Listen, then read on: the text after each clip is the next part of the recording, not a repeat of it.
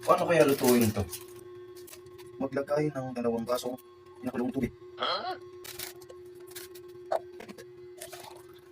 Dalawa. I-mix ang soy sauce at oil. Oil.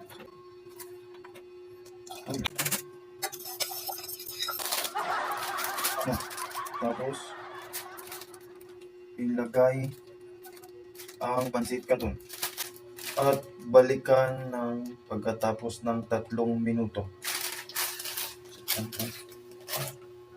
3 minuto pa. Tanggalin, ilagay sa plato at i-drain ito. I-drain ito.